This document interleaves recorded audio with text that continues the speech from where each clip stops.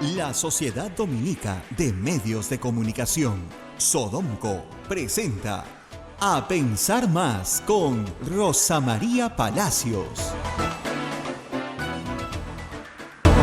Muy buenos días, señoras y señores, bienvenidos a Pensar Más con Rosa María Palacios a través de las emisoras de la Sociedad Dominica de Medios de Comunicación.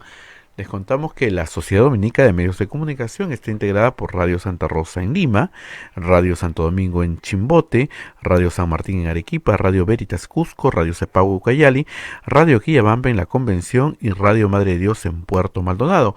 Radio Quillabamba y Radio Madre de Dios también no solamente nos escuchan, sino nos ven a través de sus plataformas visuales y televisivas. También se unen a esta red de radios Huánuco con Radio Huánuco, Ayacucho con Radio La Voz de Ayacucho, Puno con Radio Pública y Radio La Decana, Juliaca Radio San Valentín, Ancash Radio Moro, Huancayo Radio Cumbre, la radio del Arzobispado, Satipo Radio Milenio, Abancay Radio Estación Solar, el Vicariato Apostólico de Yurimagua Radio Oriente, Cajamarca Radio Los Ángeles, Apumac Estéreo.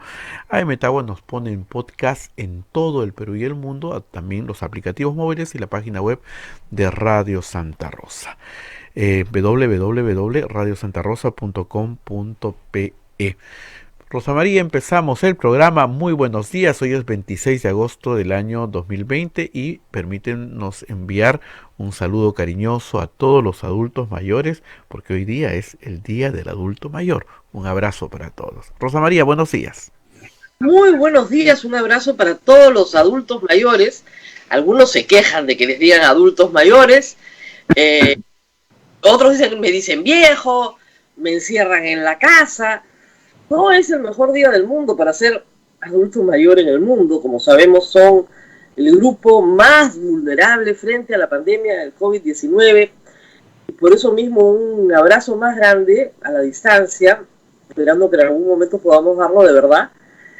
Pero no debe abrazar usted a ningún adulto mayor, ni él recibir ningún abrazo ni ningún beso de nadie. Hasta el próximo año. Hay que cuidar a los mayores, las sociedades están cuidando a sus mayores justamente porque son los que, si se enferman, generan más complicaciones. Este virus es especialmente letal en las personas mayores. Es una pena que una sociedad pierda de esta manera la memoria. Los adultos mayores son la memoria de una sociedad, son la experiencia y la memoria. Y en medio de nuestras desgracias, que son muchas, ya hemos pasado los 28.000 muertos del conteo del Ministerio de Salud, si se mira el de SINADEF es muchísimo más, pues en medio de la gravedad de las cosas, Abel, hay una lucecita que brilla, ¿no? Las cifras están comenzando a cambiar. La tendencia, Bajar un poquito. La tendencia, ahora sí, la semana pasada lo notamos, volvió a donde estaba, 200 muertos diarios, ayer volvió a bajar. Ya el lunes, los lunes siempre baja, porque es el conteo del domingo, entonces muchas cosas no se hacen administrativamente los domingos. El domingo ha sido 150 fallecidos, que es una cifra bien baja, pero ayer ya estábamos de nuevo en 180. Entonces, creo que dentro de la gravedad es como si el Perú fuera un paciente muy enfermo, el médico dijera, mire señora, dentro de la gravedad hay una ligera mejoría. Esa es la situación, una ligera mejoría. No quiere decir que no esté grave el paciente, ¿eh? No va a salir de cuidados intensivos, pero está reaccionando un poquito mejor esta semana. ¿Y eso qué es? Es que hace un mes la gente comenzó a portarse mejor. Se dio cuenta, sin ninguna medida del Estado, porque las medidas que el Estado volvió a imponer fueron hace menos de 10 días, se dio cuenta de que mejor guardarse, ¿no? Y continuar, como nosotros, como yo y tanta gente, teletrabajando, comprando sus cosas con delivery, por teléfono, haciendo gestiones mínimas solo cuando es necesario, tal vez menos. Yo creo que hace 15 días que no salgo de la casa, a ver, porque no había necesidad, ¿no? O sea, tener un poco de disciplina en no salir y al final de cuentas, de esa manera ir rompiendo la cadena del contagio. Pero también hay que decir que es probable, no lo sabemos todavía, que el contagio esté tan expandido y ya no tenga dónde moverse. Lo que sucedió en la discoteca este fin de semana da cuenta de eso, ¿no? De población muy contagiada que no lo sabe porque es asintomática. Es probable que en esa discoteca el 100% hayan estado contagiados. Y si no lo estaban antes de entrar, lo terminaron estando al salir. No tenían un solo síntoma, ningún malestar, nada. Por lo tanto, la enfermedad pasa sobre grandes grupos poblacionales sin que se note. Y claro, en el camino se lleva la vida de las personas que son vulnerables a esta enfermedad. Que no son todas, son una minoría, pero que, claro, los estragos son brutales. Y lo bueno también, y eso hay que decirlo, es que en 6 meses, o 5 y medio, si quieren, tratando la enfermedad en el Perú, se han aprendido muchas lecciones. Ha estado circulando en WhatsApp, en Internet, por todos lados, en Twitter, un audio con video del doctor Celis de Iquitos, que narra la experiencia de los médicos de Iquitos en el combate a la enfermedad. Y narra también sus errores. Y estaba dirigido a los médicos de Puno para que no cometieran los mismos errores. Y es muy interesante lo que se ha aprendido. Se ha aprendido que esta es una enfermedad con fases muy claras, diferenciadas, donde los tratamientos son diferentes. Porque si tratas a un enfermo que solo tiene síntomas, pero ninguna molestia respiratoria, con medicación, que es para la fase ya de una neumonía severa o una fase inflamatoria, simplemente estás agravando su situación, lo cual es crítico. Es decir, si usted es de los que se siente mal, que son los menos, hay que decirlo, tiene algunos síntomas, le duele la espalda, le duelen los huesos, en fin, tiene dolor de cabeza, no siente la comida, no respira, no huele. Sí, claro, tiene la enfermedad, probablemente no haya duda de eso, pero no tiene nada más. Y la receta es no tomar nada. Paracetamol para bajar la fiebre, punto. Y el médico decía, el problema de las tomografías es que sí, la tomografía te arroja muchas veces una neumonía viral leve. ¿Qué hay que hacer con una neumonía viral leve? Reposo, abundante líquido, paracetamol, porque es viral. Pero si esa persona tiene un pulsioxímetro, de ahí mi insistencia, esa persona se mide. Baja de 94 su oxigenación en la sangre y tiene que ir inmediatamente a que le pongan oxígeno, ya que sea evaluado. Y ahí sí, en esa etapa, donde la neumonía se agrava y puede desarrollar una neumonía bacteriana, ahí sí vienen los remedios. Ahí sí. Pero antes, poner los corticoides es un error. Y luego en la etapa inflamatoria, donde realmente la persona ya tiene un ataque a todos sus órganos y se inflaman, ahí poner los medicamentos para la inflamación. Pero si, lo que decía el doctor, si tú le das corticoides cuando el señor no tiene nada más que fiebre, probablemente agraves la neumonía. No solamente no lo cures, sino que lo agraves. Aprendido en Iquitos, como dice, con los cientos de pacientes que tuvieron que atender en las condiciones tan críticas. Y lo que contaba el doctor Celis es que en Colombia el kit COVID es paracetamol y un oxímetro. Ese es tu kit COVID. Y yo vengo promoviendo el oxímetro. A ver, te convencí de comprar uno, me compré uno yo. Vengo promoviendo el oxímetro. Y además el que lo tiene que decirle a su familia, oye, yo tengo uno, por si acaso, para compartir si alguien necesita. De verdad es muy importante. Porque eso es un termómetro de COVID, para ponerlo de una forma más sencilla. Es el termómetro que te mide si necesitas oxígeno o no. Y el oxígeno es muy importante en una neumonía, que se agrava. Viral o bacteriana, pero si la neumonía se agrava, el oxígeno es vital. Yo, con el apoyo de mucha gente, que hace una gran campaña para poner oxímetros, como te decía, en las farmacias, en las bodegas, en las ferreterías, en todos los barrios, en los serenazgos, en los carros de los serenazgos, a la Policía Nacional, repartirles tantos muertos han tenido. Es decir, hacer un barrido nacional para que la gente se mire y obviamente proveerla de oxígeno, que eso está haciendo la Iglesia muy bien. Este fin de semana llegó una planta de 60 músicos, me parece, a Arequipa, que está por la conferencia episcopal y todo el grupo que reúne Respira Perú. Una planta grande. La planta de Huancayo ya está funcionando. Las plantas, bueno, de Chimbote, de Iquitos, Chachapoya se está poniendo su planta, Oxapampa está poniendo su planta.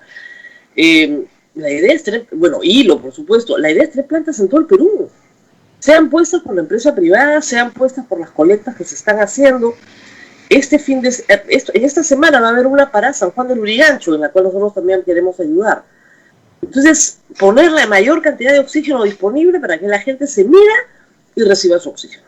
Antes de que se ponga grave, antes de que no llegue a necesitar una cama UCI, que con oxígeno lo puedan sacar adelante, pero para eso tienes que medirte. Mucha gente se toma todas las cosas que no debe tomar, cortisona, estas recetas que circulan en WhatsApp, que son terribles, donde cada uno se automedica como quiere y puede terminar empeorándose, llegando grave a una sala de emergencia por haberse metido la ivermectina, ¿no? Mira, el 30% de los pacientes de Arequipa graves han tomado dióxido de cloro, agravando su situación. 30%, o sea, de cada 3, uno tomaba dióxido de cloro, es una barbaridad. No agravemos la enfermedad. O sea, ahí también hay una causa del número de muertes que ha habido en el Perú, que la gente se automedica. Se automedica y se hace daño y no se da cuenta de que esto es grave para su salud, no puede automedicarse. Lo único que puedes tomar es paracetamol, que eso no necesita receta y que se compra para bajar la fiebre, para bajar el dolor. Nada más. No te puedes tomar una docena de paracetamol, pues tampoco, ¿no? O sea, hay una dosis, pero nada más. Eso es todo lo que necesitas, no necesitas nada más. Ahora, ¿te gusta la agüita de quión? ¿Te gusta el eucalipto? Ya, no hay ningún problema. ¿Te gusta despejarte hacer inhalaciones de hoja de eucalipto? Perfecto, no molesta, ¿no? Pues eso puede ser una medida de comodidad, de confort para una persona que no puede respirar, ¿no? Pero eso no es lo que te va a curar. Lo que te cura es abundante líquido, reposo. La persona que tiene síntomas, reposo, a echarse a la cama. Reposo, no mover el cuerpo, echarse a la cama, máximo al baño, ida y vuelta y a la cama. Y si esa persona siente que se para y va al baño y casi no puede respirar para llegar al baño, que sean 5 pasos, ahí hay que intervenir, inmediatamente, ahí hay que poner oxígeno. No esperar que la persona esté en 80 pues, de oxigenación. Al principio de esta epidemia en Cayetano se hizo un estudio de los pacientes más graves. Todos los que entraban a UCI con menos de 80 de oxigenación en la sangre morían, no sobrevivían. Ni siquiera quedándose una semana en UCI, no llegaban. Ya estaban mal. Entonces, reitero por enésima vez, lo importante es ponerse el dedito en este aparatito que te dice cuánto oxígeno tienes en tu sangre. Eso es lo importante, cuánto oxígeno está circulando. Algunos vienen con pulso y oxímetro, otros vienen solo oxímetro, ¿ok? Y ese numerito dice 100, perfecto. 99, 98, 97, bien. 96, bien, también no hay problema. Pero de ahí, si te sale 95, estás bien. Te sale 94, preocupación. 93 ya nos vamos al doctor. Nos vamos a buscar oxígeno. Ahí, no esperar a que estén 80. Pero obviamente si te sale 92, 91, 90, 89, al oxígeno. Porque hay un problema. Y mucha gente, Abel, no tiene ningún síntoma en esa primera etapa. No se siente mal, no siquiera le duele la cabeza. No tiene un no tiene tos, no tiene nada. Y de repente, ¡boom!, la neumonía crece y no sabe de dónde. Claro, el virus lo tiene hace 7 días, ya activo, ya con todo.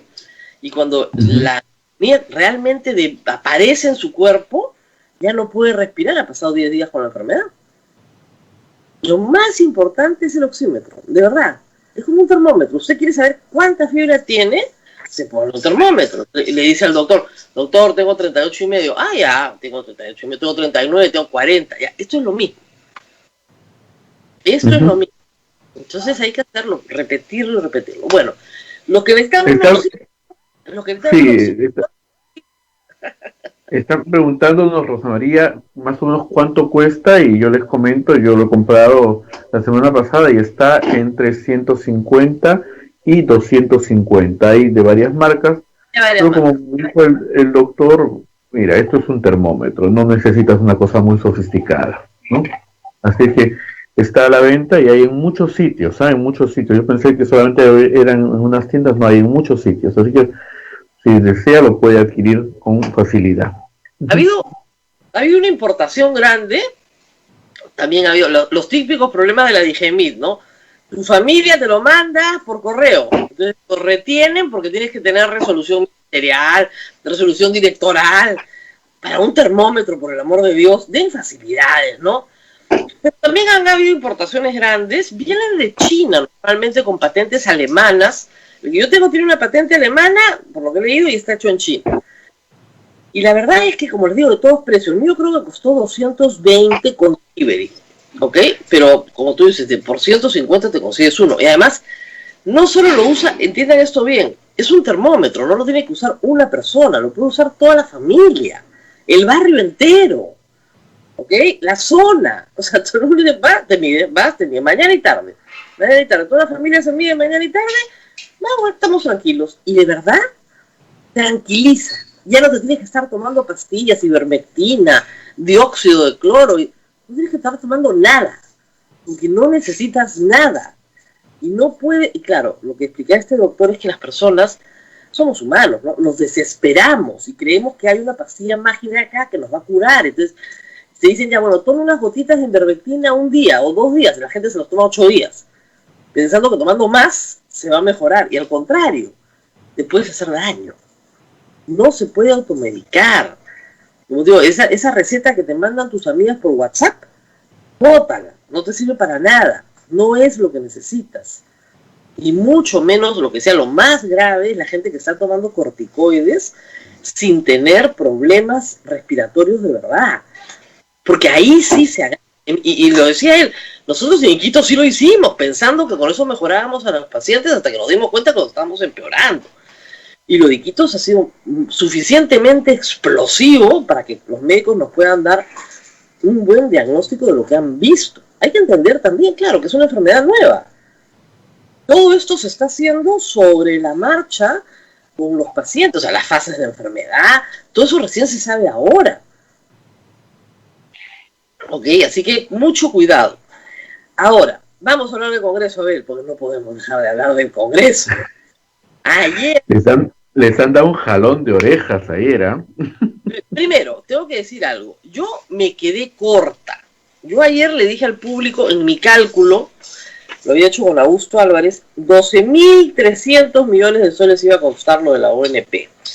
Nada, me quedé corta. La República hoy día dice que cuesta entre casi 19.000 millones de soles. Es 6 veces lo que el Estado peruano ha invertido en salud el año pasado. 6 veces, o sea, entonces no puede ser, sí.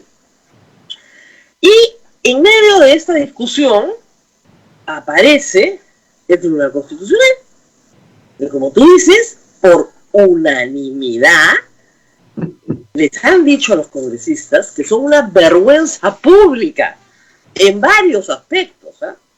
Primero, el de fondo, es que fíjense, no necesitas, como les digo, haber estudiado Derecho para entender lo que dice la Constitución. Los términos contractuales no pueden ser modificados por leyes. Los términos contractuales no pueden ser modificados por leyes. O sea, ahí no hay ciencia, ¿no? O sea, es evidente. Como ayer les leía el artículo 79, este es el 62. El 79 dice exactamente lo mismo, así con la misma sencillez. Con la misma sencillez, porque ¿qué parte no entiendes de esto? Los representantes ante el Congreso no tienen iniciativa para crear ni aumentar gasto público. Los términos contractuales no pueden ser modificados por leyes. O sea, los 7 magistrados no es que, digamos, hayan hecho una gran disquisición jurídica para entender lo que te acabo de leer. El Congreso de la República, en su afán por repartir lo ajeno, no solamente nos ha causado una gran vergüenza internacional, sino que nos va a costar mucha plata, es lo que la gente no entiende. Cuando tú haces un daño, tienes que compensar el daño que has hecho. Eso es lo grave en el tema de peajes. ¿Qué quería el Congreso? Que la gente no pagara peaje durante el estado de emergencia. Puede ser una medida razonable, pero primer problema, si nadie podía salir, si el confinamiento era total, solo se estaba desplazando a través de las carreteras del Perú transporte de carga, nada más, no había transporte interprovincial de pasajeros, no había transporte particular, solo carga. Para beneficiar a los transportistas, se dejó de cobrar peaje en todos los peajes de administración del Estado. Pero resulta que el Estado tenía 8 grandes carreteras concesionadas a privados, con los que tenía contratos, ¿no? El contrato es: yo te reparo la pista, te la mantengo, te la amplío, te hago una autopista más grande, y a lo largo de los años me voy cobrando con el peaje. Entonces el Congreso se les ocurre que no, mira, por los siguientes meses no hay peaje, no cobras nada. Oye, pero el mantenimiento, lo que tengo que hacer, friégate. Lo dice la Constitución. ¿De qué Constitución? Bueno, pues, acá tienen. Se han demorado 3 meses, lamentablemente en el TC. Pues se demoran esas cosas. Pero finalmente se resolvió ayer. 4 embajadores, acuérdense el día de los embajadores, le mandaron una carta muy bien puesta al señor Merino de Lama diciendo que las empresas que ellos representaban como diplomáticos tenían un problema grave jurídico, de estabilidad jurídica con el Perú. No cualquier país, es nuestros socios comerciales en la Alianza del Pacífico, socios comerciales en APEC, diciéndole al Perú: oye, la verdad, nos has estafado. Vinimos a hacer inversiones a Perú porque acá había seriedad, había estabilidad jurídica. Tú me dabas tu palabra y tu palabra se cumplía. Es que como la palabra para estos señores, yo a estos señores congresistas no les alquilaría, pero ni un kiosco. Porque te cambian los términos del contrato, no te cumplen, no te lo devuelven. A estos 130 no les alquilas un kiosco. Cambiaron las reglas del juego cuando además nadie pasaba por los peajes. ¿Y qué pasa ahora? Estas concesionarias van a llevar al Estado peruano, ¿a dónde? A un tribunal arbitral internacional, donde van a sacar su libretita y van a decir: señor, tantos días no cobre peaje, ¿ok? En el 2019, porque esa es su referencia, por ese puesto de peaje pasaban tantos carros. Usted me debe por daño emergente tanto, por lucro cesante tanto, por daño moral tanto. Es tanto que la ministra de Economía no dice la cifra, no porque no la sepa, sino porque no quiere que se la reclamen en un tribunal internacional. Porque si la dice, ya fija un monto donde todos van a salir a pelear. Más los intereses de todo lo no percibido en el momento en que debiste haberlo percibido. Se calcula, off the record, que la payasada del Congreso le va a costar al Estado peruano 800 millones de soles. Esto es off the record. 800 millones de soles. Los que lograron acciones de amparo con cautelares, abrir peajes un par de meses después, será menos, pero en total, el conjunto de las 8 concesiones, que ya están cobrando peajes desde hace varias semanas a través de un decreto de urgencia, bueno, esas van a cobrar al Estado peruano más o menos 800 millones de soles. Que además con el desprestigio internacional que eso significa. Ese es el Congreso, son una manga de irresponsables, unos brutos. No, dime tú, ¿qué puede ser tranca acá? Los términos contractuales no pueden ser modificados por ley.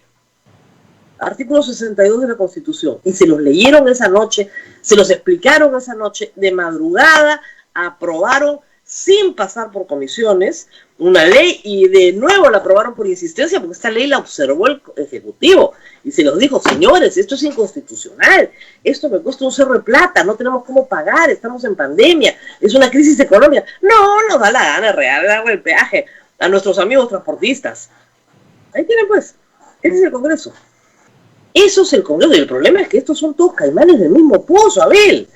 Vamos a estar en un momento con Gino Costa, que no es caimán de ese pozo, pero el resto es una vergüenza. ¿Qué más ha dicho el Tribunal Constitucional? Le ha dicho el señor Manuel Merino que su sistema de votación virtual, claro, es aceptable en consideración a la pandemia, pero que tienen que votar los congresistas uno por uno, no sus voceros. El voto es personal. Que tienen que tener una plataforma donde puedan votar. No han dicho nada de las madrugadas, pero prácticamente les han dicho que sus votaciones no son transparentes, que no hay una deliberación, que las deliberaciones no pueden ser secretas entre los miembros de la bancada, y después sale el vocero y dice, fulanito, menganito, sultanito, ya está, listo. Los votos tienen que ser personales. Y que hay sistemas, por supuesto, que hay plataformas que permiten hacer votación personal. Y han sacado el caso de Brasil y Argentina, que está haciendo lo mismo. Entonces, es realmente una enmendada y nos da un marco jurídico para lo que va a pasar con esta norma de 18 mil millones de soles del Congreso de la República sobre la ONP, donde yo ayer, y reitero, a mí lo que me indigna es que estafen a la gente. Este tema de los peajes ha sido una estafa al Perú. Va a costar 800, 900, 1.000 millones de soles. Nadie sabe lo que va a costar. Pero va a costar, como costó la payasada de Castañeda Alonso, ¿se acuerdan? No va a haber peaje. 200 millones de soles costó. Él ya está con arresto domiciliario, está en la clínica, no sé. ¿Ya qué le importa? 200 millones de soles que tiene que pagar la Municipalidad de Lima por una payasada de un alcalde que no quiso respetar la Constitución y la ley. Entonces, los funcionarios públicos no pueden ser un payaso, porque esos payasos nos cuestan un cerro de plata que no tenemos. Este es un país de ingreso medio en este momento, no tenemos. La recaudación tributaria se ha caído, no hay plata para votar. Ese es el problema. Acá hay que pagar 800 millones de soles a empresas de peaje que no cobraron. ¿Quién se benefició? Transportistas de carga. Nadie más. Es terrible. Son unos irresponsables. Les digo, por estos no se puede votar. Según muy gracioso, Augusto Álvarez dice que han adquirido inmunidad de rebaño, porque se han contagiado. Ha habido un efecto contagio. O sea, yo puedo esperar pues de Podemos cualquier cosa. O sea, su partido político logró su inscripción con malas artes y sus congresistas representan los intereses particulares del señor Lula y Telesub. ¿Qué puedo esperar? No puedo esperar nada, no puedo esperar seriedad, ¿no? Pero otras organizaciones políticas, de las cuales podrías esperar un poquito más de seriedad, han sido francamente una desilusión. Vamos a hacer una pausa, a ver, y regresamos con Gino Costa justamente para hablar de desilusiones, ¿no? Volvemos en un instante. Así es, Rosa María. Volvemos tras la pausa y todo lo que pasó en esta votación de la ONP lo va a saber usted aquí en Radio Santa Rosa. Tras la pausa, volvemos. Continuamos con A Pensar Más a través de las emisoras de la Sociedad Dominica de Medios de Comunicación. En Lima nos escuchan por Radio Santa Rosa, en la amplitud modulada y en la frecuencia modulada. En Chimbote, Radio Santo Domingo. En Arequipa, Radio San Martín. En Cusco, Radio Veritas. En Ucayali, Radio Cepagua. En la Convención, Radio Quillabamba. En Puerto Maldonado, Radio Madre de Dios. En estas dos últimas emisoras también nos pueden ver a través de sus plataformas digitales. También se une otra red de radios amigas como es Huánuco, Radio Huánuco, Ayacucho, Radio La Voz de Ayacucho, Puno, Radio Pública y Radio La Decana, Juliaca, Radio San Valentín, Ancash, Radio Moro, Huancayo, Radio Cumbre, Satipo, Radio Milenio, Abancay, Radio Estación Solar, Yurimaguas, Radio Oriente, Cajamarca, Radio Los Ángeles, Apumaquisterio, Aemetagua a través de podcast. Nos ponen todo el Perú y el mundo, los aplicativos móviles y también la página web de Radio Santa Rosa, www.radiosantarosa.com.pe. Rosa María. Bueno, estamos tratando de comunicarnos con Gino Costa, que está con problemas en la computadora, está buscando otra, vamos a conversar con él en un instante, pero si escuchamos... ¡Ah! Lo logramos, está con nosotros. Ahora, sí hay que apagar celular, apagar celular, ahora sí. ¿Ahora sí nos escucha? Sí, sí. Buenos días, Rosa María. Muchas gracias. Perdona la molestia. No, al contrario, yo soy muy comprensiva de los problemas tecnológicos porque cuando yo los sufro, también me angustio, me entra la angustia tecnológica y es horrible, hay que relajarse, ponerse en manos de Dios y todo va a estar bien, vamos a comunicarnos. Y bueno, nada, primero felicitarlo porque, o sea, cuando Dios iba a destruir Sodoma, ¿no es cierto? Le piden, oiga, pero si hay 3 justitos en Sodoma, pues no la destruya. Y habían 3 justos en Sodoma, ¿no? Pero no, creo que en Sodoma no llegaron a haber ni 5 justos y la destruyeron igual. Pero digamos, 3 personas en todo el Congreso dicen, oiga, acá hay un problema con la Constitución. Y usemos la ley de peajes, que fue el mismo problema. ¿Y qué ha dicho el Tribunal Constitucional? Que los que dijeron, acá hay un problema con la Constitución, tenían razón. ¿Por qué es tan difícil en este Congreso hacer que la Constitución se conozca? O sea, ¿por qué es tan difícil que no puedan cumplir un texto expreso de la Constitución? ¿Con qué muralla se ha encontrado? Dentro de su propia bancada, además. Buenos días, Rosa María, gracias. Yo creo que por las circunstancias tan trágicas por las que estamos pasando, creo que eso es lo que explica que haya de parte de buena parte de la representación nacional un deseo de ayudar a la gente más vulnerable en esta crisis. Y claro, se ha pensado que esta es una forma de hacerlo, sin entender que este es un universo importante, pero limitado, y que la medida, además de estar prohibida por la Constitución, digamos,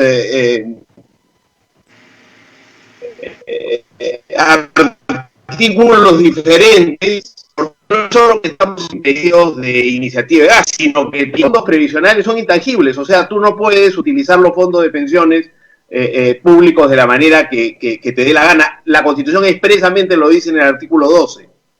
Así como en el 79 dice, los congresistas no tienen iniciativa de gasto. Pero también hay una norma, digamos, final y transitoria, que señala que cualquier modificación que se haga al régimen de pensiones tiene que hacerse respetando el equilibrio fiscal. Entonces, claro, en una situación de emergencia, eso es puesto de lado porque lo que se trata es de ayudar a la gente que más necesita, pero la Constitución no contempla que en situaciones de emergencia la Constitución puede quedar en suspenso, porque la Constitución es la ley de leyes que garantiza pues un mínimo de orden en nuestra convivencia y establece lo que puede y lo que no puede hacer. Si lo establece por razones obvias. Si el Congreso tuviera iniciativa de gasto, no hubiéramos salido pues de la hiperinflación a que nos llevó el primer gobierno de Alan García, digamos. O sea, tiene que haber un orden y lo que establece la Constitución es que quien maneja la hacienda pública es el presidente de la República, el presupuesto lo prepara el Ejecutivo y lo aprueba el Congreso. Y dentro de ese presupuesto se puede gastar más o menos, pero tú no puedes gastar más allá de lo que dice el presupuesto porque si no el país quiebra. Esa es la razón de ser de esa norma. Pero, como te digo, estoy tratando de hacer una interpretación de cómo han votado mis colegas y creo que es la respuesta a la angustia que viven todos de querer ayudar a los más vulnerables. Yo creo que es una medida equivocada, no solo porque la Constitución lo impide, sino porque además este es un universo relativamente limitado de peruanos, no son los más pobres, porque son los que tienen un empleo formal, privado o público, tampoco es que sean potentados, ni que les sobre el dinero a ninguno, estoy seguro que todos quisieran retirar parte de sus recursos, pero digamos, esto no está permitido y no es la mejor manera de ayudar a los que más necesitan. Y el costo es altísimo.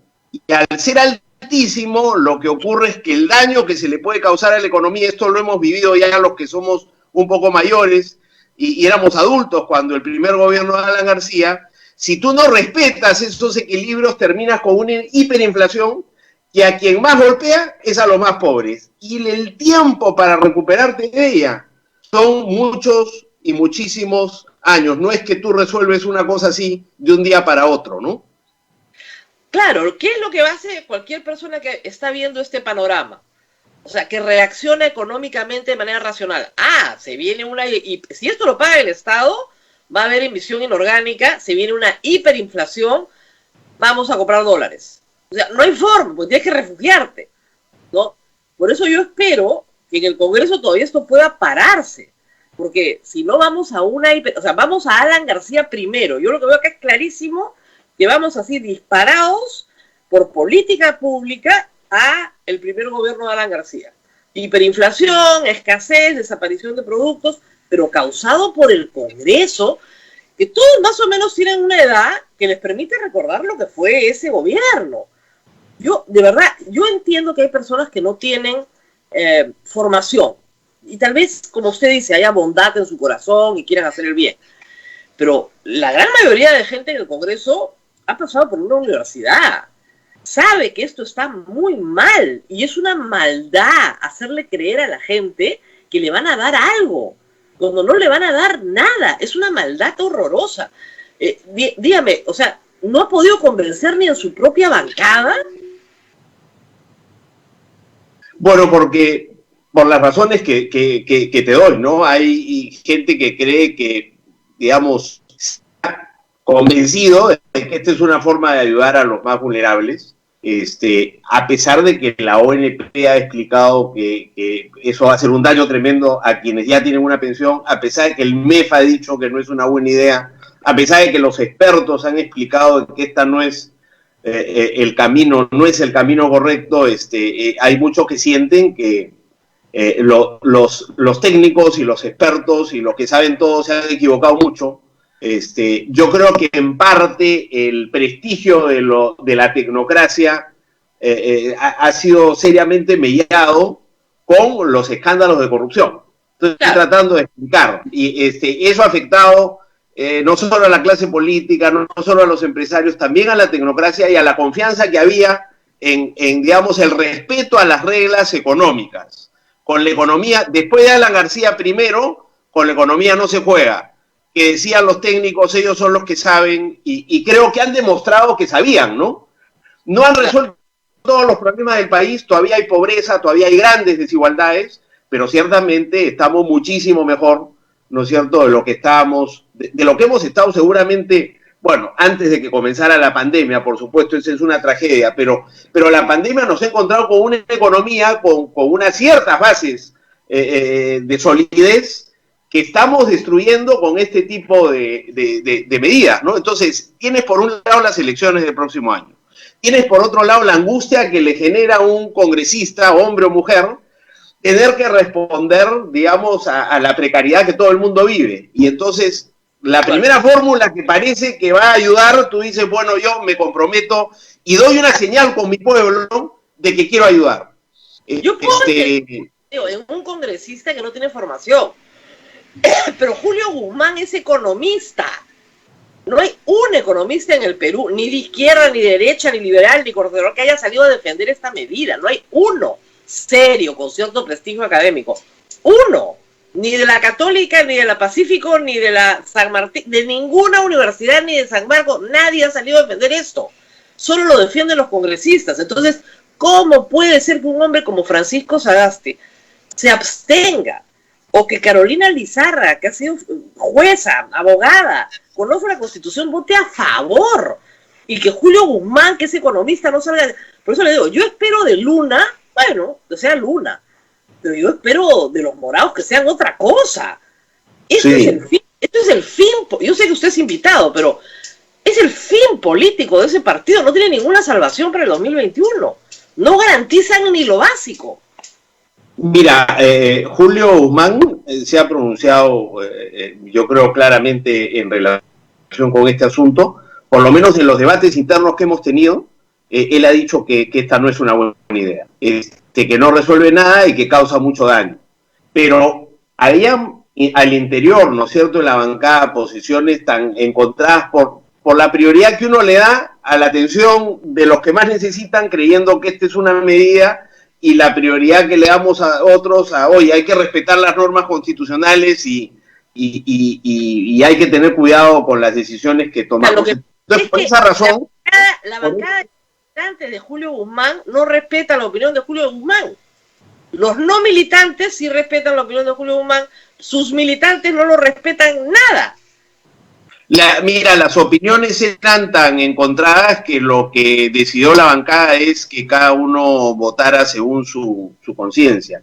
Y por eso has tenido una votación diferenciada. Nosotros hacemos un gran esfuerzo por actuar de manera unitaria y creo que lo logramos con bastante frecuencia. Es una pena que en esta oportunidad, en una votación tan importante, no lográramos ese consenso, que hubiera podido construirse, por ejemplo, incluso alrededor de una postura de abstención, que, digamos, no es un rechazo a una medida que debe ser rechazada, pero tampoco es apoyar una medida tan equivocada, ¿no? Pero no fue posible en este caso, yo lo lamento, y espero que no vuelva a ocurrir, porque como tú dices, hace un daño, mire, al prestigio de la bancada y del partido, ¿no?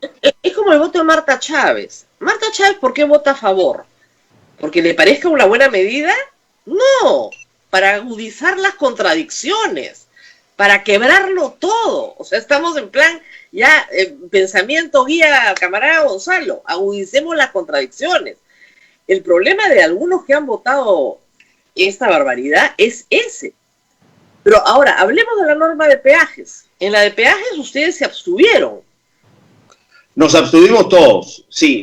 Ahí logramos ponernos de acuerdo por lo menos en votar juntos y en no dar el voto a una norma que considerábamos inconstitucional y equivocada, ¿no? Claro, pero mire, se abstuvieron, o sea, por llevar una negociación más o menos razonable, ¿no? Debieron haberse opuesto. Es una barbaridad, es una vergüenza. Además, nos va a costar a todos los peruanos. Ustedes se van el próximo año. ¿Quién paga la cuenta en el CIADI? ¿Quién paga la cuenta en los tribunales arbitrales? Lo va a pagar el presupuesto público y ahí no hay escape. En lo de la ONP vamos a tratar de escapar. O sea, la República considera hoy día que el costo es de casi 19.000 millones de soles. O sea, es casi como que se volvieron locos, incendiaron el edificio entero.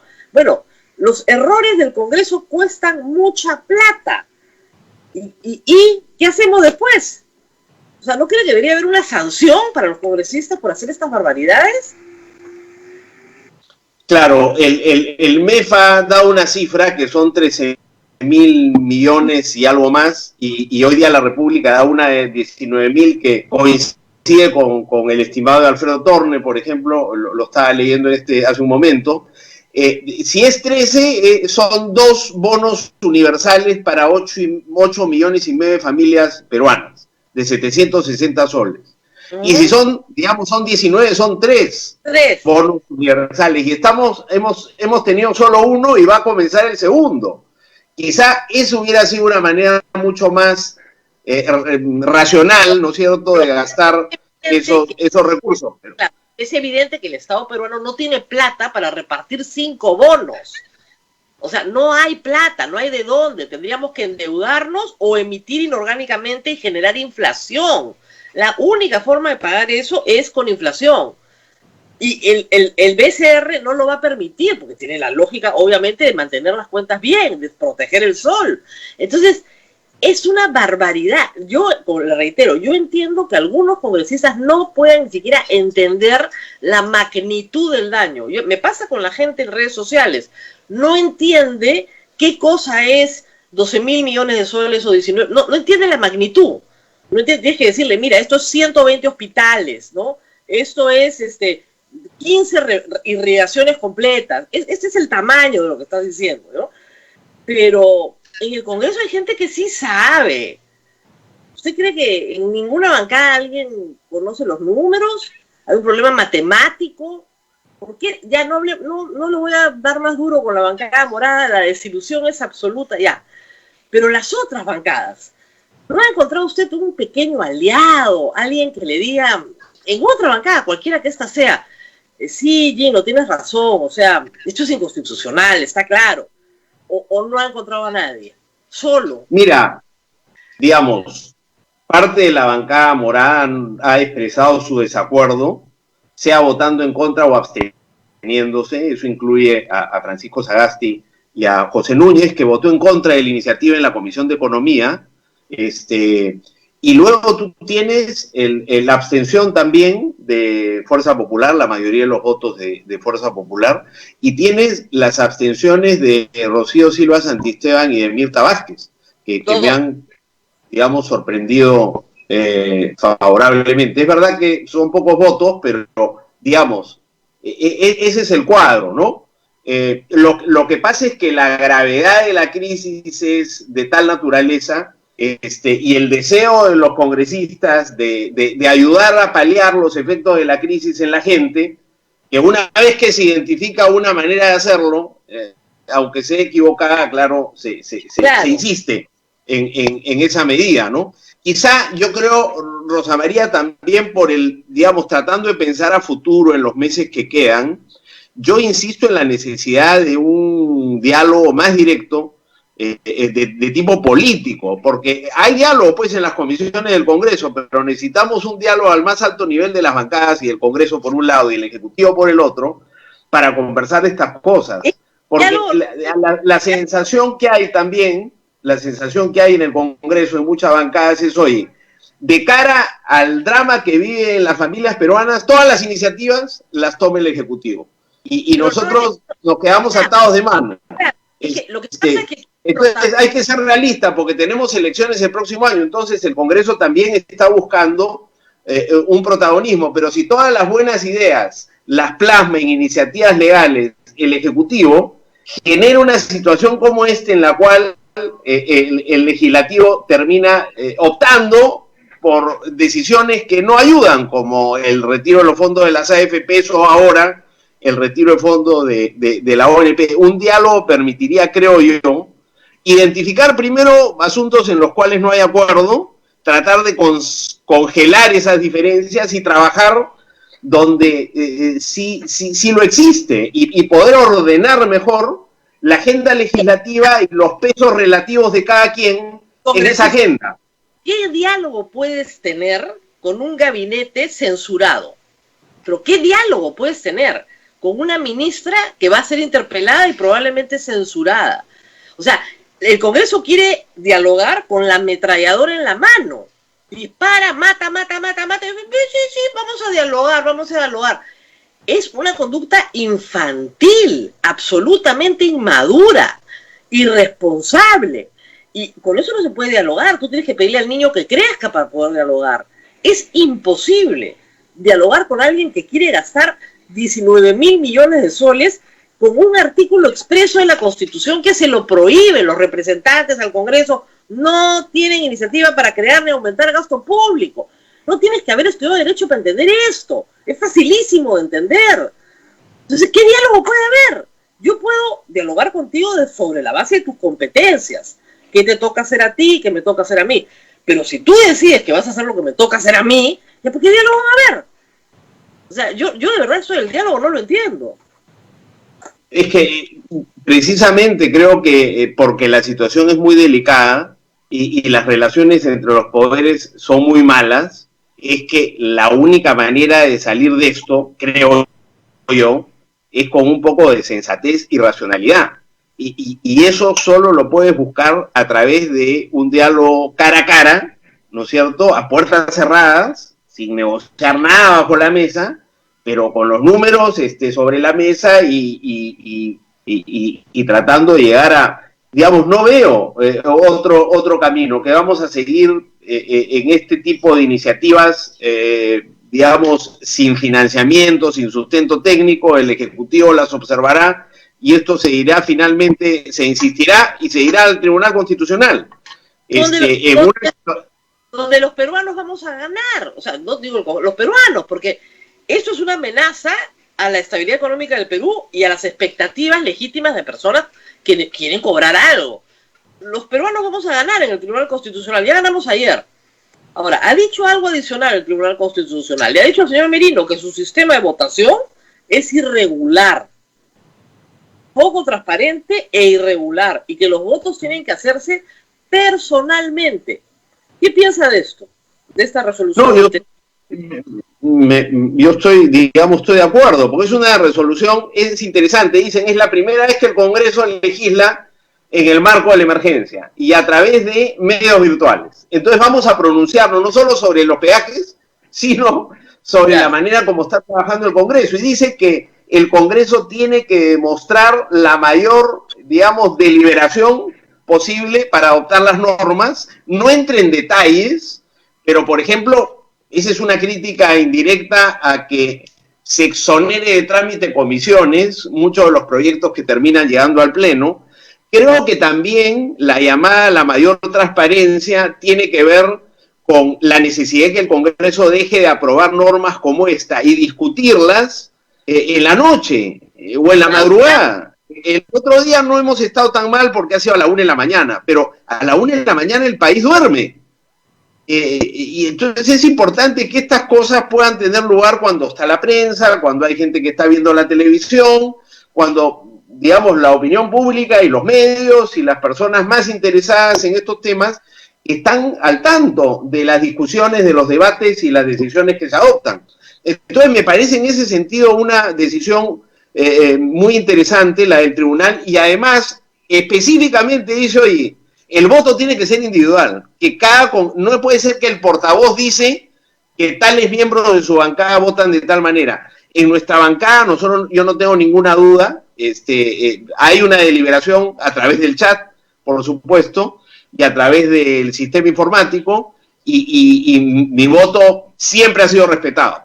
O sea, yo no pongo en cuestión la falta de deliberación, pero me parece bueno que evitemos que pudiera estarse haciendo mal uso de eso, que es lo que dice el Tribunal Constitucional. Y informalmente ha circulado, ¿no es cierto?, información que da cuenta que en Brasil, por ejemplo, que son muchísimos más congresistas que acá, y en Argentina y en otros países de la región, también se delibera virtualmente, pero el voto es individual. Es decir, hay la posibilidad de que tú tengas la plataforma que tenemos en el Congreso y que tú desde tu celular o tu computadora hagas sí, hagas no, o hagas me abstengo, sin que el portavoz sea el que transmite esa información.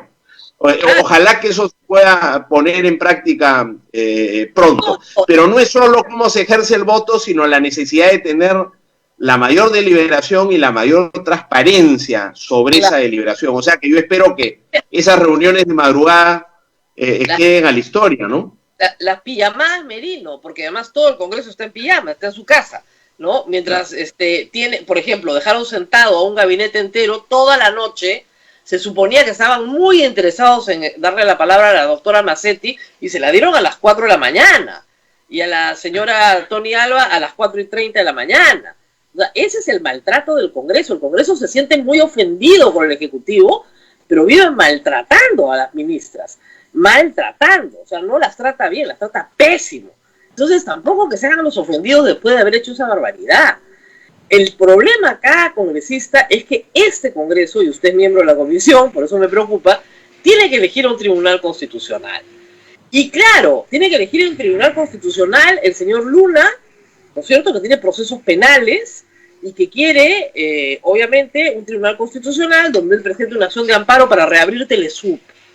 El señor Vega, que quiere un habeas corpus para que postule Antauro, ¿no? Y así podemos ir partido por partido, digamos, de los conflictos de intereses gigantescos que tienen. Y obviamente quieren un procedimiento rápido. Ayer Rocío Silva me decía que ella creía que había alguna discusión política en la que ella no había participado para arreglar la mesa directiva.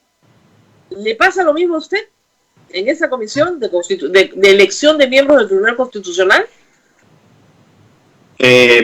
Sin duda, porque, digamos, se llega a las reuniones y se hace una propuesta que tiene que haber sido conversada. Y en mi caso nadie me llamó para consultarme nada, ni en la primera reunión, ni en la segunda reunión. En las dos, digamos, votamos por la mesa directiva, en la primera fracasamos, se postergó la decisión y en la segunda reunión ya finalmente se eligió una mesa directiva con el señor Ruiz de presidente, con el señor Vega de vicepresidente y con la señora Rodas de secretario. O sea que sí, es lo normal, ¿no? Hay conversaciones y en mi caso no somos de la bancada más grandes, y no somos parte, digamos, de la coalición que dirige el Congreso a través de la mesa directiva, o sea que ese tipo de decisiones no se nos consultan. Pero sí preocupa porque, mira, lo que ocurrió, la segunda reunión que tuvimos fue que nos convocaron con poco aviso, 1:30, me convocó el presidente actual ya electo, Rolando Ruiz, yo le dije sí, no, que no tenía ningún problema, el día del pleno, a las 2 de la tarde para reunirnos a las 3. Bueno, perfecto, no, nos reunimos al final a las 2:30, serían la 1. Perfecto, pero vamos a la reunión y resulta que en el Congreso nos reunimos a través del sistema informático, el software Teams, Microsoft. Y en esta oportunidad la reunión era a través de Zoom. Y yo digo, pero qué raro si normalmente, ¿por qué hacemos esta excepción si estamos acostumbrados a reunirnos a través de Teams? Y me comunicaron, mi asesora, que esto no estaba siendo transmitido por Facebook, como normalmente lo es, o por el canal del Congreso. Y acuérdate que la ley que hemos aprobado para elegir a los magistrados del TC, que es muy buena, que yo creo que es una buena ley, establece claramente que todas las reuniones de la comisión encargada de seleccionar a los candidatos que serán elegidos por el Pleno del Congreso son públicas. Entonces tuvimos que plantear este tema, pero no fue fácil, no creas que fue fácil, porque, oye, pero ¿qué problema tienes en reunirte por Zoom? Y esto se va a grabar, después se hará público. O sea, son señales de que la mano no viene pues todo lo bien que uno quisiera, tratándose de una decisión tan seria y tan importante. Porque estamos viendo que todas estas diferencias entre el Ejecutivo y el Legislativo terminan en el Tribunal Constitucional. Como fue su experiencia, fíjense, esa fue la experiencia del Congreso disuelto. La ley Mulder, ¿no es cierto?, para quitar la publicidad. La ley también Mulder, porque metió la mano para quitar la... Le declararon inconstitucionales 2 leyes al Congreso anterior. Eso es una vergüenza para un Congreso, que te lo hagan una... No te olvides, la ley antitránsfugas también. Exacto, ya fueron 3. Entonces, 3 leyes inconstitucionales, te das cuenta de un Congreso que no sabe legislar. Este Congreso va a una, en mucho más corto tiempo. Ahorita con esta, van 2. No, con 2 no, van 3, porque acuérdate tú que en el último pleno no solo hemos aprobado lo de la ONP, sino hemos por insistencia aprobado una ley en el sector salud que permite, digamos, ascensos automáticos, que permite cambio de grupos ocupacionales, etcétera. En corto, es otra ley que implica un gasto fiscal inmenso, que no está financiada, tampoco. Estoy seguro que va a terminar en el Tribunal Constitucional. Esa ley, que es una barbaridad también, porque acaba con la meritocracia en el Perú. O sea, el Congreso regala puestos a dedo a sus amigos actuales, a todos los asciende, a todos, como si vinieran a mi trabajo, mira ya, a partir de mañana todos ascendidos con no remuneración. Pero como vale 1.300 millones de soles, a estas alturas, con lo de la ONP, parece pues un maní. Pero sí, claro, van 3. Esa también la van a declarar inconstitucional porque tampoco tienen iniciativa de gasto. Entonces, pero, ojo, 1.300, los estimados no son claros, han circulado todo tipo de números, pero claro, esos son números del costo por un año, pero no se ha hecho la proyección a futuro, no. Y 2, no solo afecta al Ministerio de Salud, Rosa María, afecta a Salud, que no recibe fondos públicos y que tiene que sacar ese dinero de lo que está destinado a hospitales y otras cosas. Salud además ya fue afectada por el Congreso anterior, que adoptó una de estas medidas, que es pasar los CAS a la planilla.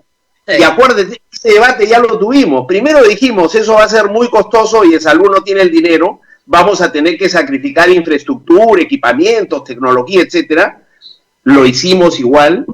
Y en segundo lugar se dijo, va a tener un efecto de demostración muy negativo, porque si lo hacemos con Salud, el resto de CAS en el sector público van a querer seguir el ejemplo. Ahora lo estamos haciendo con el Ministerio de Salud, pero el día de mañana van a venir todos los otros trabajadores públicos y van a decir, oye, ¿por qué solo a los trabajadores de salud y del MINSA? Nosotros también queremos dejar de ser CAS y pasar a la planilla. Y el costo, obviamente, es el de un tremendo hueco fiscal, ¿no? Pero es que no les, Rosa María, no les importa. Sí, Abel. Permíteme una pausa. Al congresista también le pedimos una pausita chiquitita y retornamos para seguirnos enterando más sobre la ONP. Adelante.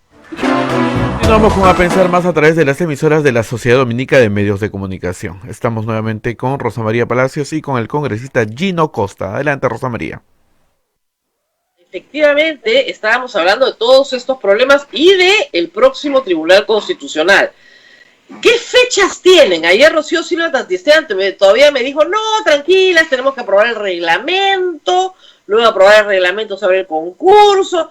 O sea, lo que a mí me preocupa es que este Congreso con 87 votos, que los tienen entre todos estos que manejan, ya sabemos qué, nos cambian el Tribunal Constitucional y ponen 6 que no saben leer ni escribir, a decir que lo que dice la Constitución no es lo que dice la Constitución. A mí realmente me preocupa. Y esa es ya la última defensa de la democracia. Se acabó la democracia después. Entonces, ¿en cuánto tiempo planean ustedes tener una elección? Mira, el paso siguiente es aprobar un reglamento, como te ha dicho Rocío Silva Santisteban. Y una vez aprobado el reglamento, hay que convocar al proceso. Esto es un concurso público de méritos. Los candidatos y candidatas presentarán sus papeles y se inicia el proceso. Una vez que se convoca, corre un plazo de 35 días hábiles para que concluya el mismo. Entonces, esos son los tiempos. ¿Cuánto nos vamos a demorar en aprobar el reglamento? No sé, porque nos hemos demorado bastante en nombrar una mesa directiva que parecía lo más fácil de todo el encargo que teníamos por delante. O sea que ese es más o menos el panorama, ¿no? Ahora, creo que no, digamos, no debería ser tan fácil que ocurra lo que tú dices, porque la ley que hemos aprobado establece que para ser miembro del Tribunal Constitucional se requiere trayectoria reconocida a nivel personal y profesional. Se requiere idoneidad y solvencia moral y se requiere, digamos, compromiso con el orden constitucional. O sea, hay un perfil del magistrado que necesitamos que si, digamos, lo hacemos cumplir, no va a ser posible que gente con cuestionamientos de tipo ético o con procesos de ningún tipo pueda llegar al Tribunal Constitucional, ¿no? Creo que esa es una garantía. Ahora, va a depender, por supuesto, de los votos en la comisión, y si la comisión actúa mal, habrá que hacerlo saber. Yo creo que el Congreso y esta comisión tienen que ser muy cuidadosos porque se requiere mucha legitimidad para que ese proceso vaya adelante. Ya conocemos lo que ha pasado con la repartija, esto llevó a la disolución del Congreso anterior, o sea que la elección del tribunal no es una cosa sencilla. Hay muchísimo en juego, como tú lo has dicho, está la democracia en juego, ¿no? Y si el Congreso no obra bien, eso le va a quitar legitimidad al proceso y el proceso se puede caer aunque tú tengas los votos. Entonces, por eso tenemos que, digamos, actuar con muchísimo cuidado y prudencia. No sé, cada vez que un gobierno se ha querido meter con el Tribunal Constitucional a la mala, terminó mal. Fujimori lo hizo y terminó cayendo el régimen de Fujimori. Ahí empezó la quiso hacerlo y ahí cayó. Digamos, ese Congreso no lo pudo sostener. Y el Congreso pasado cayó por tratar de imponer al primo, ¿no es cierto?, del presidente del Congreso. Todos han caído por eso. No dudo que va a ser una pelea, y una buena pelea. Pero el problema es que los conceptos de idoneidad, solvencia moral, usted y yo los entendemos. El público los entiende también. Pero, ¿qué me puede explicar a mí el señor Luna de idoneidad y solvencia moral? ¿O qué me puede explicar el señor Vega Antonio, que tiene sentado en la Comisión de Fiscalización al señor Alarcón? O sea, no son los jueces, digamos, esta comisión no tiene personas que puedan buscar valores que ellos no representan.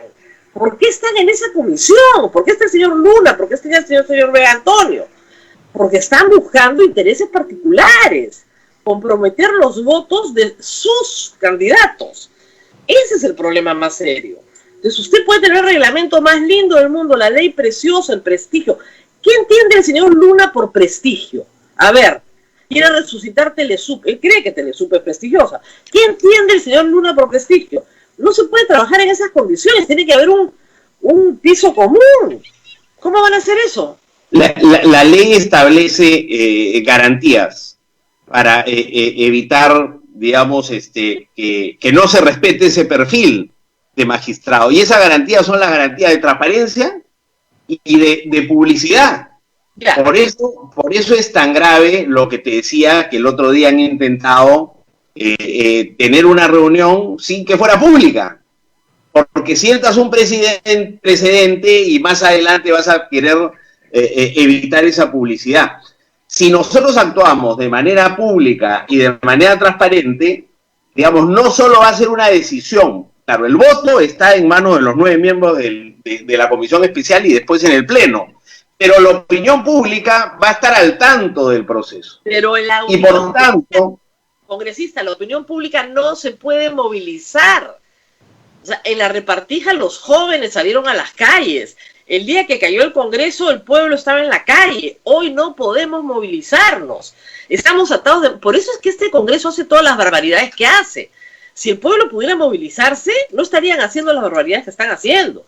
Entonces, ese es el problema más grave que yo veo. No hay capacidad de movilización en este momento. No hay. No hay capacidad de movilización, pero sí hay libertad de prensa, sí hay sociedad civil, sí hay instituciones que se pronuncian y el país entero está muy atento de ese proceso. Entonces, para que ese proceso sea legítimo y concluya en un nuevo tribunal, las cosas tienen que hacerse bien. Si se hacen mal porque tienen los votos para hacerlas mal, no va a haber la legitimidad y ese proceso, creo yo, va a ser cuestionado y se va a caer. Y yo creo que el Congreso tiene que entenderlo. Porque si no lo entiende, no será el primer Congreso que fracasa en su intento de elegir el Tribunal Constitucional. Yo espero que eso sea lo que ocurra, que las garantías de transparencia y de publicidad que tiene este proceso y la vigilancia ciudadana lleven a, ¿no es cierto?, que se actúe bien y que se nombre gente que tenga esas credenciales, reconocida trayectoria, solvencia y idoneidad moral y compromiso pues con el régimen constitucional, porque se trata de defender la Constitución. Claro. Ahora, congresista, viendo políticamente los próximos meses, y quería hablarle de la insistencia, obviamente la ley que han aprobado de pensiones, cuando la remitan al Ejecutivo, el Ejecutivo se va a tomar todos los días posibles para observar, la va a remitir al Congreso observada, y ahí ustedes tienen que tomar la decisión de aprobarla por insistencia, a sabiendas que este Tribunal Constitucional la tiene que declarar inconstitucional. Lo que va a generar, ¿no es cierto?, evidentemente una frustración nacional, porque la gente que creía que iba a recibir algo, no va a recibir nada. Ya las asociaciones de pensionistas han protestado, van a poner medidas de amparo y cautelares para que no se ejecute la norma de ninguna manera. Entonces, en ese contexto, ¿usted cree que sea posible que el Congreso no insista? O sea, que se dé cuenta de que está yendo quemado a las elecciones del próximo año, que para septiembre, octubre están en plena carrera presidencial y tienen que ir con un proyecto que no le dio a su gente lo que supuestamente ellos querían darle, y que los deja como unos mentirosos, como unos estafadores. De repente la insistencia no va. ¿Es posible o usted cree que son necios contumaces, como dice hoy día el comercio? Son necios pero con contumacia. Mira, y yo creo que esa es una posibilidad, digamos, con poco margen, pero yo no la descarto, siempre y cuando haya diálogo. Por eso insisto, o sea, qué bueno que se esté dialogando en el Pacto Perú, pero el Pacto Perú es un diálogo, pues, a futuro. O sea, el presidente Vizcarra ha dicho que él quiere que a futuro estemos de acuerdo sobre cómo integrar el sistema de salud. Mi problema es cómo llegamos al 28 de julio del próximo año sin destruir, digamos, el país. Y para eso hay que conversar sobre esas cosas. Yo creo que, mira, la salida por dónde va. Uno, el principal problema en los pensionistas de la ONP es, oye, ¿qué pasa con esos que aportaron muchos años y no reciben nada? ¿Tienen derecho a que se les consideren sus aportes o no? Yo creo que sí, ¿ok? Entonces, eso tiene que ser abordado puede haber un acuerdo político ahí, pagadero en años, por supuesto, porque no puede ser de una sola vez, lo dice la Constitución, además tiene que haber gradualidad cuando se asumen compromisos que no están en el presupuesto, pero eso puede ser parte del pacto para que la comisión que está reformando las pensiones incorpore, mientras tanto, en el corto plazo, que haya una ayuda económica los pensionistas, digamos, y los afiliados que más lo necesitan, pero no son los 5.200.000. Hay que identificar cuáles son por edad, por enfermedad, aquellos que... Y eso, hay una propuesta del Ejecutivo ya, que no es suficiente. Bueno, veamos pues cuánto sería suficiente, pero tratemos de focalizar la ayuda y no hacerla... Eso parte desde la percepción racional de alguien que quiere reformar el sistema de pensiones. El problema es que a sus colegas parlamentarios no les interesa reformar el sistema de pensiones. Ellos quieren treparse a un helicóptero con su nombre atrás para tirar plata. Entonces, la lógica es completamente distinta. Yo quiero salir en la foto en la que le doy cheques a la gente. Pero el problema, mire usted lo que está pasando políticamente. Nótese, hay 24 partidos políticos con inscripción, ¿ok? Hay 9 en el Congreso. ¿Qué han dicho los partidos que tienen inscripción y que no están en el Congreso sobre esta norma? ¿Sabe lo que han dicho? Nada. Ni el PPC, ni el APRA han dicho que se quemen. O sea, tienes que ser muy tonto para no darte cuenta de que esos 9 partidos llegan muy mal con este tipo de normas a las elecciones. Y que los 15 que están afuera dicen, bueno, ha llegado el momento porque la gente va a querer algo nuevo y algo distinto. Si no se dan cuenta, o sea, el Partido Morado ahora sí está quemado. Porque el Partido Morado, ¿qué ofrecía? Consistencia, conocimiento económico, respeto a la Constitución y al Estado de Derecho. Ya, eso se perdió. Ya no llega. Y los otros igual. No van a llegar si es que no cambian su conducta. 15 afuera dicen, acá estamos nosotros, ¿ah? Y no le digo que los 15 tengan mucho, qué sé yo, carácter, ¿no? O carisma. Pero habrán 5 o 6, pues que sí. Es la resurrección de los que venían disminuidos. Y probablemente sea la resurrección del fujimorismo también.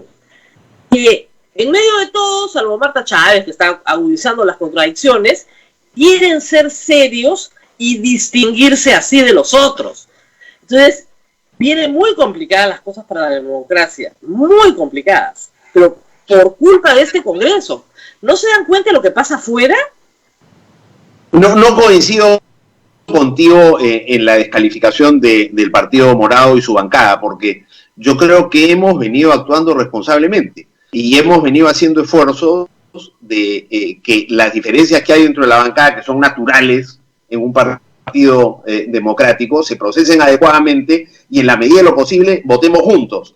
¿Qué es lo que ha venido ocurriendo? Lamentablemente no ha sido el caso en esta oportunidad, pero yo no descalificaría a una bancada que viene haciendo tremendos esfuerzos por actuar correcta y responsablemente por una votación. Sé que esa votación nos hace daño, pero yo no creo que sea irremediable, ¿no es cierto?, condenarlos al fracaso futuro. Salvo, hay que ver cómo se portan en la insistencia, pero causarle un forado al Perú de ese tamaño, o sea, ese gigantesco forado, o sea, y que no sepan leer la Constitución, gente que son abogados, que han estudiado Derecho, no pues, o sea, yo puedo entender a una persona que no tiene estudios, bueno, no sabes, pero gente preparada, que se votó por ella, porque era preparada, ¿no es cierto?, no puede dar este espectáculo. Y eso no es solo la bancada morada, son todas las bancadas. Es decir, les van a ganar, ya les están ganando las elecciones del próximo año. Nadie va a votar por un Congreso que no es serio. Eso no es serio. Lógico. Ahora, también coincido contigo que los líderes con aspiraciones presidenciales están mudos, ¿no? Los líderes de los partidos representados en el Congreso y de los que no están representados en el Congreso están callados. Y hay que llamar a la responsabilidad de esos liderazgos. ¿Qué dice César Acuña? ¿Dirige su bancada? ¿Está de acuerdo con digamos, la manera como está actuando su bancada, ¿qué dice Raúl Discanseco o Johnny Lescano o Alfredo Barnechea en relación con la bancada de Acción Popular? No, digamos, no se les ha escuchado, a Alfredo por lo menos no se le ha escuchado, a Raúl ha hecho algunas declaraciones. Entonces, yo creo que hay que, porque ¿en manos de quién va a estar el país el 2021? ¿En manos de quién va a estar el Congreso del país? Porque si están pensando en el Ejecutivo, bueno, somos 24, uno de los 24 será Ejecutivo, ya tendrá que ver ese partido que le toca llegar a la presidencia, ¿qué hace? No es responsabilidad nuestra, pero todas estas bancadas seguramente van a estar en el próximo Congreso, si es que no las descalifica el voto popular, que también es una posibilidad. Entonces, sea por uno o por otra, yo creo que los congresistas y las fuerzas políticas deben tener eso en mente, que están creando condiciones para hacerle las cosas no solo más difíciles al país, sino a sus propias fuerzas políticas, sea que estén en el Ejecutivo o sea que estén en el próximo Congreso. En lugar de ayudar a paliar los efectos de la crisis, medidas como esta la profundizan, ¿no es cierto? Entonces, yo creo que hay que llamar a los líderes a que se pronuncien y tomen distancia de medidas que son equivocadas. Solo para terminar, congresista, hay un tema sobre libertad de prensa que no puedo dejar de mencionar. En los debates parlamentarios, que a veces tengo la obligación de escuchar, se insulta a la prensa cada vez que puede, pero sistemático, porque somos, lamentablemente, en un país sin instituciones o con instituciones débiles, los únicos que levantamos la mano a decir, esto está mal, esto es una sinvergüencería, y lo decimos con todas las letras. Entonces, hay una amenaza permanente del Congreso, por lo menos verbal por ahora, contra los medios de comunicación y contra personas individuales como yo, Augusto Álvarez y muchos más. No me molesta, pero dejo la advertencia, no por mí, sino por el problema de libertad de prensa en el Perú. Y esa es una constante en el Congreso de la República, constante. El insulto, la diatriba, la mentira sistemática, la descalificación del otro sobre la base de mentiras, eso es una constante en este Congreso. Hay una degradación verbal del debate, y lo vemos todos los días. Entonces, dejo la advertencia, porque no sé si usted lo ha notado también o no, pero eso puede ser muy peligroso a futuro. No favorece ningún lado. Comparto esa preocupación, que además me hace recordar el Congreso anterior, ¿no es cierto?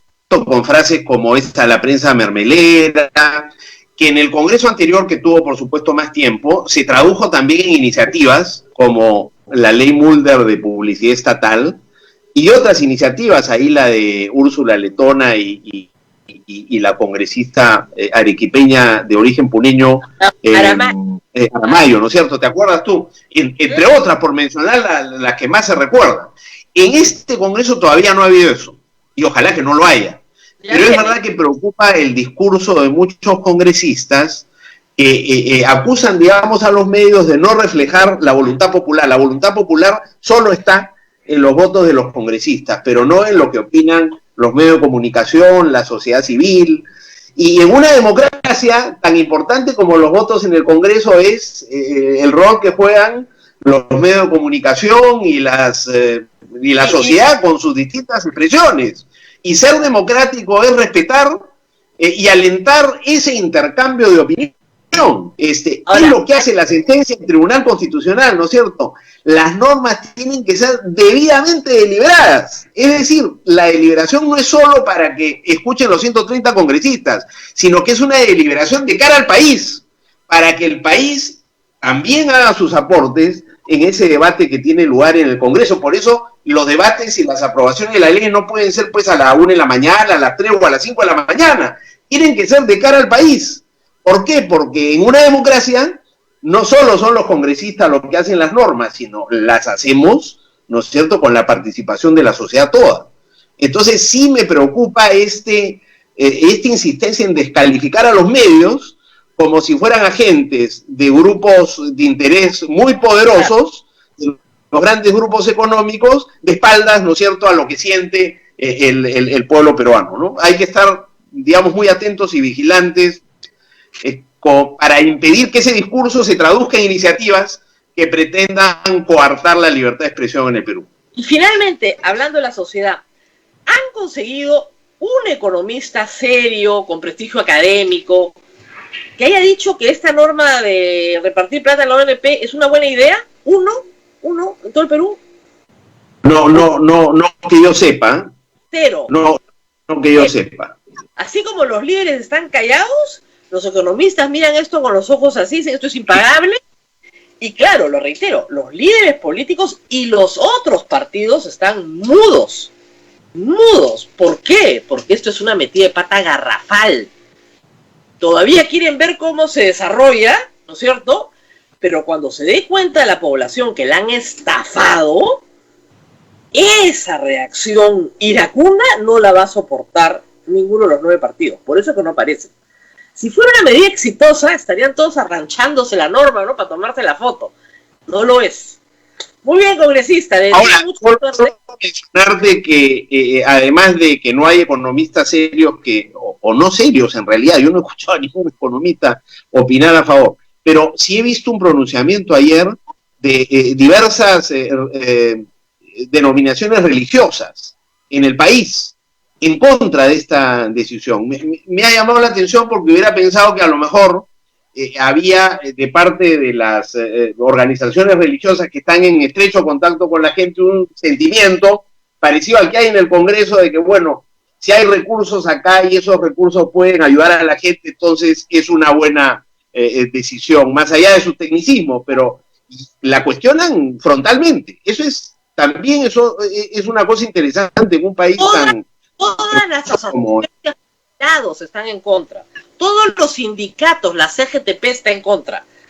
Y los pensionistas, las asociaciones de pensionistas, por supuesto. Las acciones de amparo, porque les están tocando su fondo. Y no quieren, 6 meses les digan, ¿saben qué? Te tengo que reducir la pensión porque no hay plata. Tú que ganabas 700 soles, ahora vas a ganar 600 soles. O que a los de pensión 65 les digan, ¿sabes qué? No hay. Muchas gracias y hasta luego. Ese es el problema. Entonces, han dicho ni hablar, porque ya se las han hecho. No es la primera vez que un grupo de demagogos asalta el poder. Entonces, ya se las han hecho. En la historia, el sistema de pensiones ya ha pasado, que descapitalizas el fondo, dejas sin plata, entonces van a protestar. Entonces, ¿para quién es esta norma? Es lo que uno dice, políticamente es un error, y es un horror, pero vamos a ver. Muy bien, congresista, ojalá que sirva esta conversación para disuadir pues a sus compañeros de bancada que voten en contra, ¿no? Si quieren salvar el prestigio de Julio Guzmán el próximo año, o lo que queda de él. Muy bien, nos tenemos que despedir. Muchas gracias por haber estado con nosotros. Mucha suerte en la búsqueda de gente honorable para el Tribunal Constitucional. Va a tener que sacar su lupa y buscarlos por todo el país, pero ojalá que aparezcan muchos, que aparezcan muy buenos candidatos, que estemos orgullosos del Tribunal Constitucional. Muy bien, muchas gracias. Hasta pronto. Muchas gracias, Rosa María, a ti. Muy bien, a ver, nos tenemos que ir despidiendo ya. Nos vamos, Rosa María. Agradecemos al congresista Gino Costa. Sí, 1000 disculpas, las preguntas se quedan acá porque ya nos hemos sobrepasado de la hora, así que muchas gracias a todos por habernos acompañado. Gracias al congresista Gino Costa. Rosa María, nos reencontramos mañana. Cuídate mucho. Chao, chao. Chao. Chao, gracias. Hasta aquí, A Pensar Más con Rosa María Palacios. Este programa fue producido por la Sociedad Dominica de Medios de Comunicación, Sodomco.